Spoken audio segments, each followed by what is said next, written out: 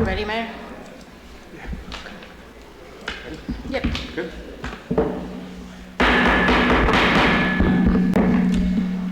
Good evening. This is the October 7th, 2025 meeting of the Council of the Borough of Matawan. Be recorded. Start over. We're good. The recording just started. Again, good evening. This is the October 7th, 2025 meeting of the Council of the Borough of Matawan, New Jersey. Pursuant to Section 5 of the Open Public Meetings Act, adequate notice of this meeting has been provided by publishing notification in Star Ledger on January 13, 2025, by sending notice to the Asbury Park Press and by posting. A copy of said notice is and has been available to the public and is on file in the office of the Borough Clerk. A copy of said notice has also been sent to such members of the public as have requested such information in accordance with the statute. Madam Clerk, may I have a roll call, please? Councilperson Dina Gunn? Present. Councilperson Arlen Files? Present.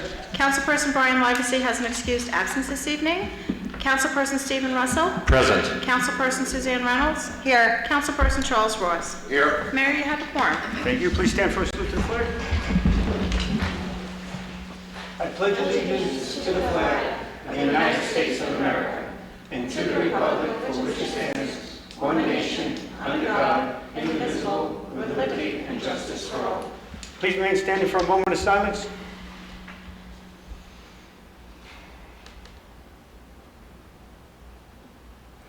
Thank you.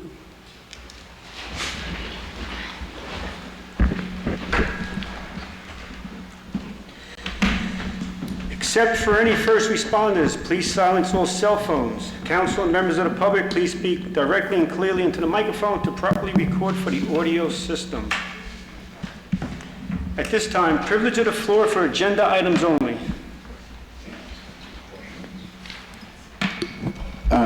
John Serto, 29 Crescent Place. It's two questions from the bill list. There's spatial data logic, computer hardware, and software in the amount of $27,436.67. So is that a capital item or an annual license renewal? Because it's a large expenditure.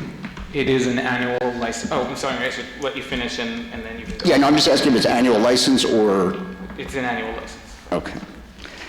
And then my next question was, as I go through the bill list, it's tough because I built an engine to go through it to find anomalies, fraud, corruption, a whole bunch of things. And can the borough clarify which items on the bill list are capital, ARPA or grant funded versus general operating expenses? Not without doing an analysis. I can't answer you that right now, but I certainly, we could do that later on. And yeah. Are you guys committing to doing it later on, or? I'm sorry? Are you guys committing to doing it? So you would like a report of this specific bill list? It should be every bill list, actually. It would be an extra onerous task, like in addition to on the finance office. But it's more transparency to me as a resident. So if it's more onerous work, my taxes pay for that work. I'd like to know. I mean, it can create an impact on the finance office, so I'm happy to explore that if that is so desired by the governing body, but it is not statutorily required for consideration, but happy to do that if directed.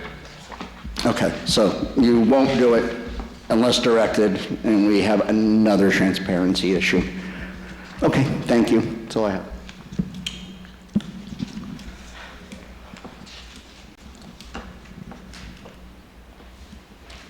Kevin? Oh, sorry. Anyone else? Privilege of the floor for agenda items only. So noted. Motion to close privilege of the floor. Motion. Second. All in favor? Aye. Opposed? Motion passed. On the consent agenda, resolutions 25-10-01 through resolution 25-1003. Before the first and second? Does anybody want to pull one of these resolutions out and vote it on separately? I don't want to pull it, but I think we should announce the curfews for the 3 dates that are listed for the Halloween curfew, so that way people who don't read the ordinance will know what they are. You want to announce it? Sure. Wednesday, October 29th, from 7:30 p.m. until 5 o'clock a.m. the following day. Thursday, October 30th, from 7:30 p.m. until 5 o'clock a.m. the following day. And Friday, October 31st, 8:30 p.m. until 5 o'clock the following day for any individual 16 years of age or under, unless accompanied by an adult 18 years or older. Okay. Just to add to that, I do believe it is customary for the police department to distribute a nixle, so for all those that are not registered with the nixle system, please, I encourage you to go to the Borough website and do so, because you'll get that update and other important updates. And it will be posted on the website. Oh, and Correct. posted on the website. Thank you. All right, we'll do this en masse. Could I have a motion? Motion. Second. Madam Clerk, roll call, please. I'm sorry, who was the second? Thank you, sir. Good looking one down here. Thought so. Councilperson Gunn? Yes. Councilperson Filas? Yes. Councilperson Russell? Yes. Councilperson Reynolds? Yes. Councilperson Ross? Yes. Motion passed. Thank you. Under new business, Resolution 25-10-04, 2022 Road Improvement Program, Crescent Place Roadway Improvements, S Brothers, Inc., authorizing change order number 1 and final. Could I have a motion? Motion. Second. Madam Clerk, roll call, please. Councilperson Gunn? Yes. Councilperson Filas? Yes. Councilperson Russell? Yes. Councilperson Reynolds? Yes. Councilperson Ross? Yes. Motion passed. Thank you. Resolution 25-10-05, authorizing a payment plan for water and sewer charges at 22 SE Drive due to extraordinary circumstances. Could I have a motion? Motion. Second. Madam Clerk, roll call, please. Councilperson Gunn? Yes. Councilperson Filas? Yes. Councilperson Russell? Yes. Councilperson Reynolds? Yes. Councilperson Ross? Yes. Motion passed. And Resolution 25-10-06, payment of bills. Could I have a motion? Motion. Second. All in favor? Aye. Opposed? Motion passed. And at this time, privilege of the floor.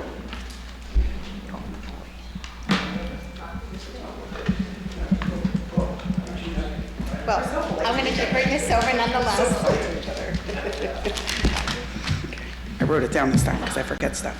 Hi, my name is Abby Berg. I live on Broad Street. So I was perusing on your website the other day, and I had a couple of things that I had to ask you guys about. First, I just wanted to mention it's really hard to navigate that, so maybe we could do a better job of being able to find things. It's like when you're on there, I guess I understand the way you're doing things, but I just felt that it was a little bit hard to navigate.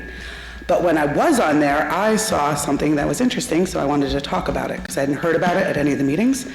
Apparently, there is a contest in the town to change the seal, the county seal. So here are my questions. So I read all the rules on the borough website, and my first question, and I have a bunch, so I'm going to say them all now, and then maybe write them down and you can answer me. My first question is, who came up with the idea of changing the seal? My second question is, how was that decision to change the seal approved? It says on there, by October 15th, a committee will choose the winner. I'd like to know who's on the committee, how they were chosen, and when they were chosen. Maybe the second mic. Yeah, it's probably the second mic.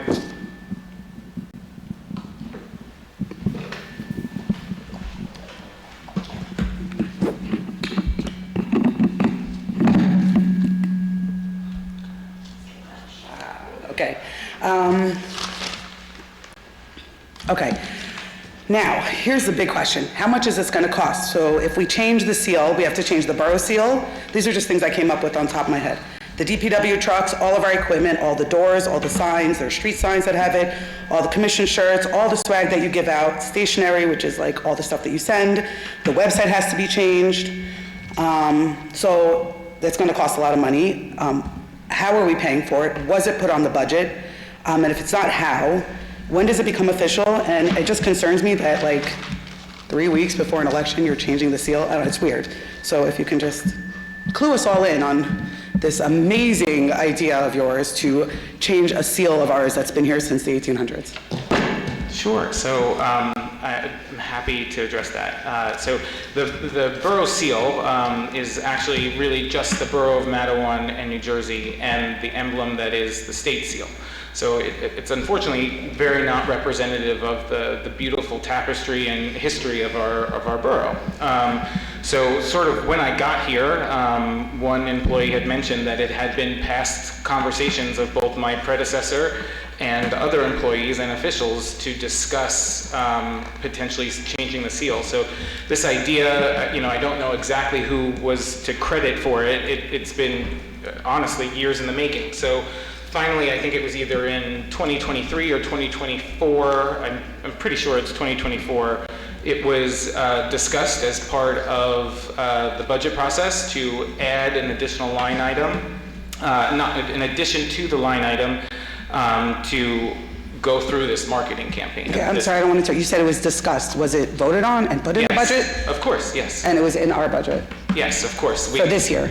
I think it was 2024. I would have to go back and look. This is definitely talking about. Yeah, 2024, yeah. Right, so, but it wasn't in this year's budget? Correct. Okay, so are we allowed to pull from old budgets to pay for Up things to in the 2 future? years prior, yes. All right. But the purchase order was executed, I'm pretty sure, in 2024. It's blurry to me, I would have to look. So we've been working on it for quite a while. Maybe it was 2020, late 2024 was maybe when it was executed, because I know that our current attorney reviewed the contract. So it must have been late 2024 that the purchase order was issued. I can certainly go back and look far more in depth. I'm sorry, I'm just reviewing the notes that I took. So on the committee, it will actually be invited to each committee member and elected official will be part of the blind scoring committee. And in the event that someone in their household chooses to submit, we will ask them to refrain from voting in the blind scoring. And then How was you said the elected officials, that's fine, but the other people, how do you choose them? How do you choose the committee? Who's choosing it? all the ones that currently hold an appointed position within the borough. So every member of the Environmental Commission, the Recreation Commission, Shade Tree, et cetera, et cetera. Okay. Okay, and cost, what is the estimated cost for something like this? There's a lot of stuff that's gonna have to change, a lot. So I don't think it's been, oh, sorry.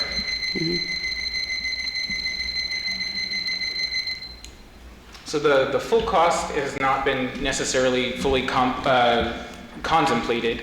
However, it would be a gradual thing.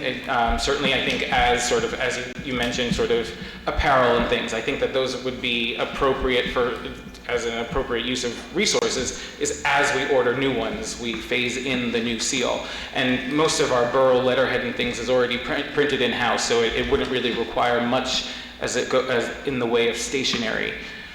So it's really mostly the decals on cars and things like that, and I think that also could be gradual so that it's not an undue burden to the taxpayer.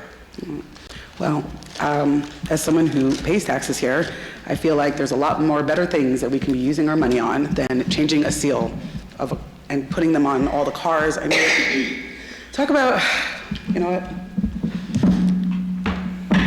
Yeah, I think that's a really big waste of money, but go ahead. Let's do arts and crafts.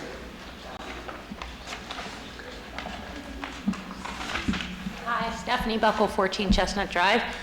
Just a few things. The first was... Maybe pick that up. Oh, can you hear me now? Yep. The feedback is really bad in here the whole time, just so you know. I don't know.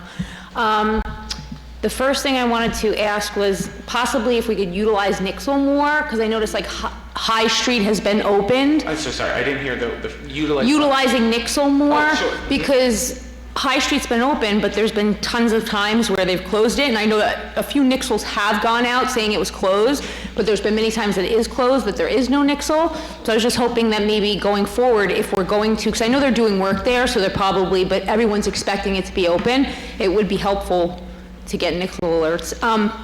My second thing was Railroad Plaza. Do you remember us talking about that? Yes. I was wondering if you had looked into it at all, just because if we're going to close Ravine, so much of the school traffic going to the high school will be going up High Street. So I'm just thinking they're crossing over into Railroad Plaza. It's going to really cause a backup with all those parents trying to make the right when they're waiting for people to make the left. Was there any possibility of possibly doing a right turn only? I know that we had internal discussions about it, and I think I remember the main concern being the direction, if it were to be rediverted, something to do with the direction going straight would be problematic. But Correct. You'd be going I into oncoming can traffic. review that, but I think that was the issue. So yeah, I do see that. I was just wondering if on the other side, because if you look, there's plenty of room there, maybe they could redo those lines where it would work out better with the traffic. You would probably have to in there redo the lines in some way so the traffic could cross right over. Because I do know what you're talking about, but I was hoping I don't know if that could be looked at. I don't know which other side you're referring to. I'd have to Like the people look at- that go straight across From Railroad Atlantic Plaza? to go into the train station? Oh, well, those lines are not within our jurisdiction. They are Okay. in Aberdeen. Okay. It was just a suggestion Yeah. to alleviate Discussion traffic. with Aberdeen, Well, certainly we can approach them. I know that we've had several discussions with them regarding a potential crosswalk there, and unfortunately that is apparently jurisdictionally impossible. We've brought it up many times. And I just think even if it was temporary, just while the road was closed, because the traffic's going to be, a lot more people will be going that way. yeah, So it absolutely. would I be can helpful. certainly ask Aberdeen to contemplate it. Sure. Okay, and then my last thing was just, I was curious about the gazebo. I noticed we're doing like a lot of work. We got the grants for the park, Terhune, which is great, but could we fix the gazebo or get a new one? I always wanted to, and I was always told we didn't have the money for it, but do you guys see that thing? I mean, if you go over to it, there's actually screws all along the bottom that are bent, but if a little kid crawls through there, they're gonna be scraping their legs up. Like, I just feel like it's such an eyesore. Why don't we just fix it? Or get rid of it? We can definitely, I'll ask DPW to take a look and do an assessment to see if there's any opportunity to repair it. I mean, especially if we're doing Terhune, it would be nice, nice park, the gazebo, it'll look good. course. Okay, thank you. Thank you. Anyone else? Privilege of the floor?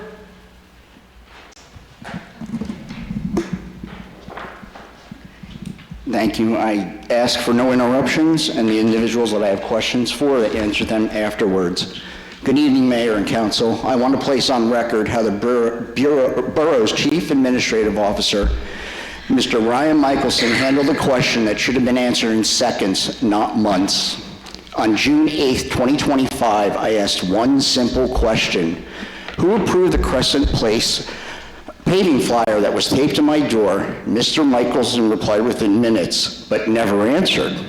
What followed were 15 separate communications and 2 attorney letters prepared under his direction, yet I didn't receive a direct answer until October 1st, 2025. At every step, Mr. Michelson had the authority and the opportunity to show candor. Instead, he allowed delay, deflection, and taxpayer-funded legal spends to replace transparency. The borough attorney, acting under his direction and with him copied, missed a clear June 20th deadline that I set. Even more troubling, the 2 attorney levels prepared under Mr. Michelson's direction had nothing to do with my original question. I felt like you were trying to chill me and chill my right to speak out. I asked only who approved the Crescent Place paving flyer. The attorney letters never answered that question and said they attempted to reframe the issue as a potential ADA claim that I never made. Those letters did not clarify. They distracted, mischaracterized, and wasted taxpayer resources while a real question remained ignored. As Chief Administrative Officer, the person responsible for the day-to-day integrity of borough operations, Mr. Michelson had both the duty and the power to ensure residents receive timely, accurate information. He chose not to. This was never a legal dispute. It was a matter of basic transparency and professional accountability. The question could have been answered in one sentence on June 8th, 2025, yet it was allowed to spiral into 4 months of silence, evasion, and cost. That is not good administration. It's mismanagement, and it's damaged public confidence in Borough Hall. My confidence in this Borough Hall was already damaged, but this was the last straw. It has also become clear that Mr. Michelson behaves as though his role exists to serve the majority faction of this council rather than the borough as a whole.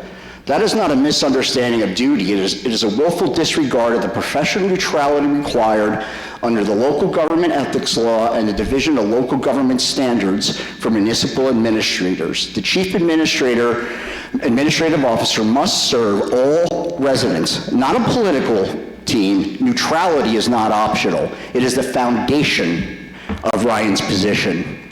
To compound matters, I submitted my complete record of this issue to the Borough Clerk, Karen Nguyen, on October 4th, 2025 at 6:52 p.m. My email was opened by Ms. Nguyen on October 6th, 2025 at 4:37 p.m., but she never responded to the email. I sent a follow-up email on October 7th, 2025 at 3:54, and at 4:09, 21 minutes before Borough Hall closed, I received a second email receipt confirming the Borough Clerk opened my email. At 4:40 p.m. when I wrote this, Borough Hall was closed, and I still hadn't received an acknowledgement. That silence speaks for itself. You cannot ignore residents' things that they want to put into the official record. So tonight I have a question for the borough attorney to answer after I complete my entire statement. Jonathan, in your years of municipal practice, have you ever seen a resident's single direct question turn into 4 months of deflection, 2 legal letters, 0 transparency, and concealed answers, and believe that withholding transparency from a resident was an acceptable way to manage a public inquiry? And to Karen Nguyen, the borough clerk, why open my email 2 days in a row without responding? Is it because acknowledging it would require entering it into the official record? Public trust is the borough's most valuable asset. Every unanswered question, every missed deadline, every vague assurance weakens that trust. Rebuilding it requires more than words. It requires accountability, which we have lacked for years. The residents of Matawan deserve a chief administrative officer who serves with honesty, timeliness, and impartiality, not one who hides behind lawyers and process to avoid basic Okay, I got most of it on there. Anyone else privilege of the floor? Anyone want to finish my statement? You could take that microphone. You could take that. Okay. Well, can I give him whatever time I don't use? I have a quick question. They come out and buy Why can't you go again? No one else is here. They don't. Melissa Marinaccio, I live at 3 MacArthur Drive. I have a question. I want to know what happened with the 160 Main Street situation, because I heard that it's off the floor, but I'd like to know on the record what happened, because I heard the developer also sued us and lost. So can someone please explain to me the situation, since so many people wanted this to go through, but didn't want it to go through? So what's the situation? Is it off the floor? We're not going to develop there? Are you done with your questions? Yeah, it's the same question. Just for clarification, that I can further understand what you mean by off the floor, I'm sorry. The development? Yep. And the low-income housing. Development and the low-income housing. So do you mean by off the floor like it's not happening? Yes. Oh, okay, sure.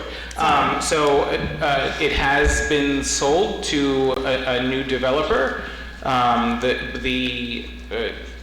The agreement that was authorized follows the property owner. At this current time, there are no official plans submitted from any developer actually at the moment. So I can't opine on what the new owner is seeking to do. But the old one is done. Did he sue us?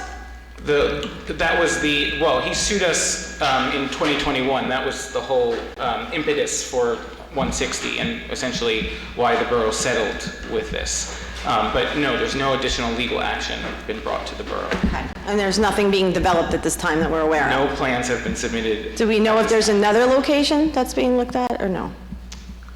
There's By anybody, submitted anywhere?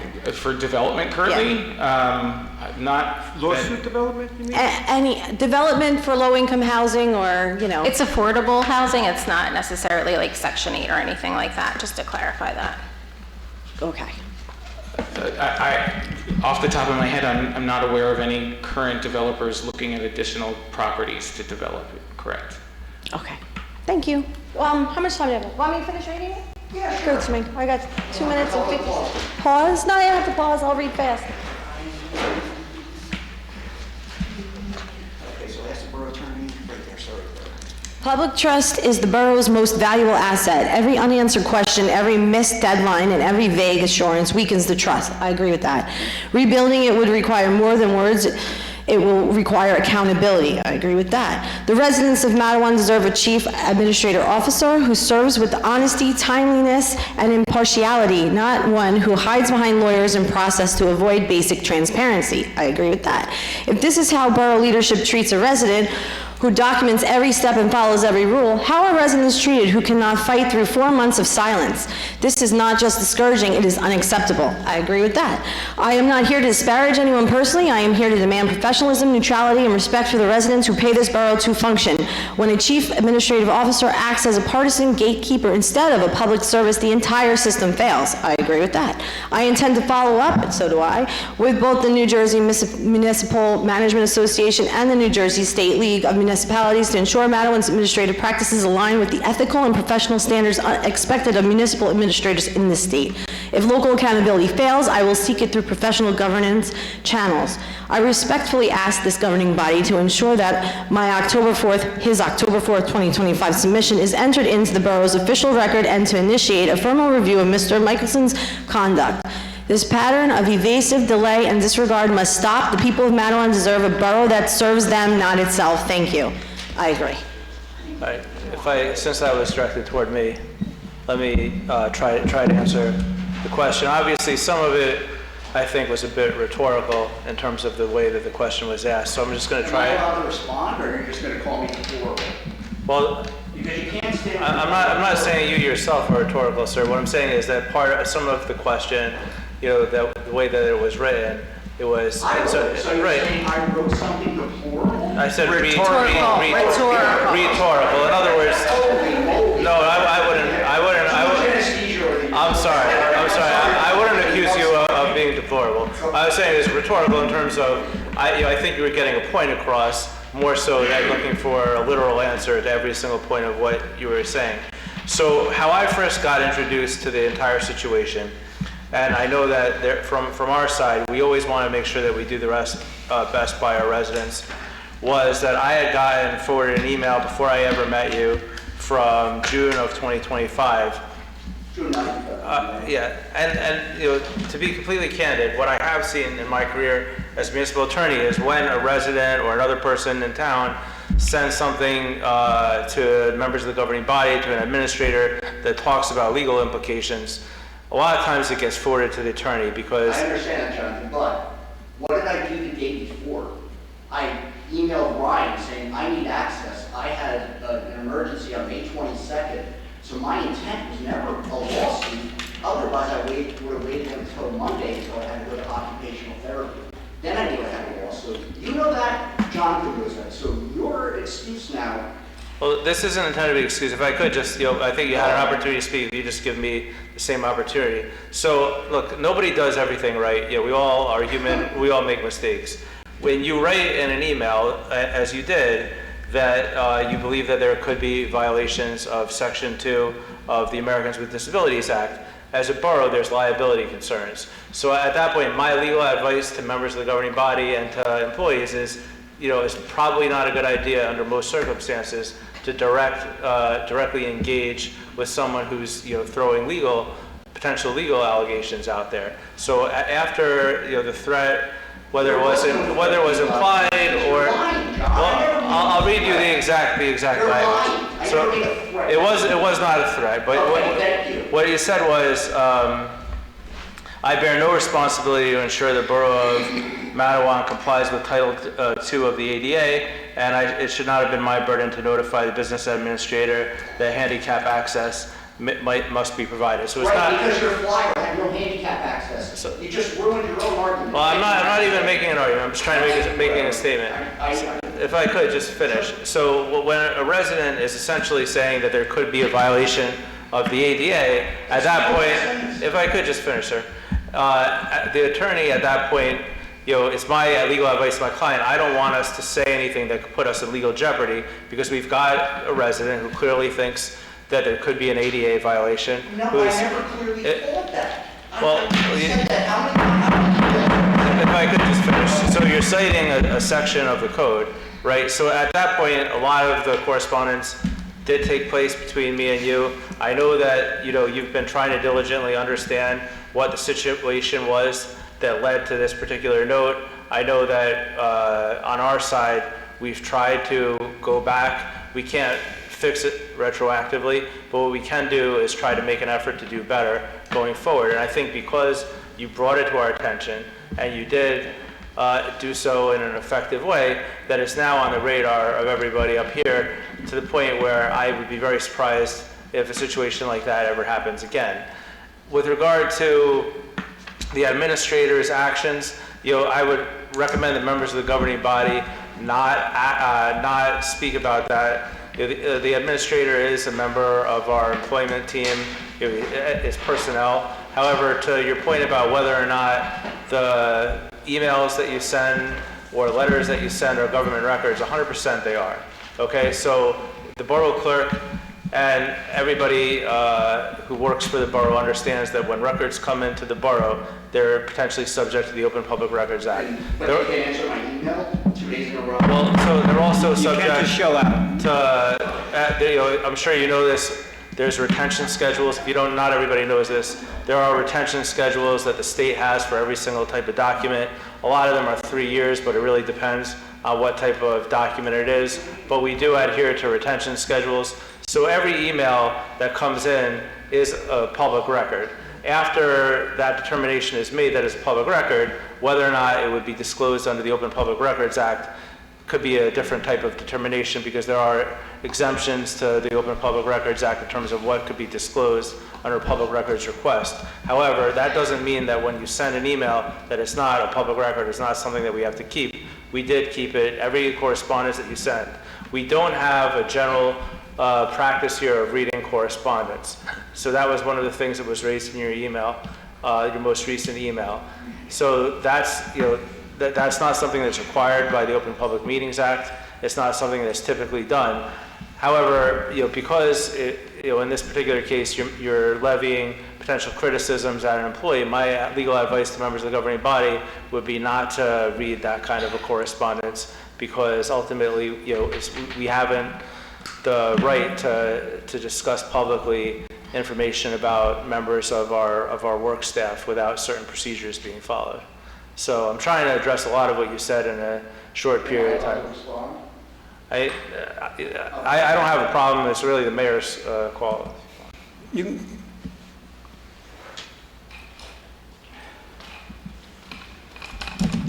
I know nothing's going to happen with this governing body, so I'll put all the emails, the threads, everything, the attachments on social media, and now build a website, and then you guys will just have to answer the residents instead of me. You guys are not transparent. You're not accountable. Good night. Good night. Anyone else? Privilege of the floor. So noted. Motion to close privilege of the floor. Motion. Second. All in favor? Aye. Opposed? Motion passed. And motion to adjourn. Motion. Second.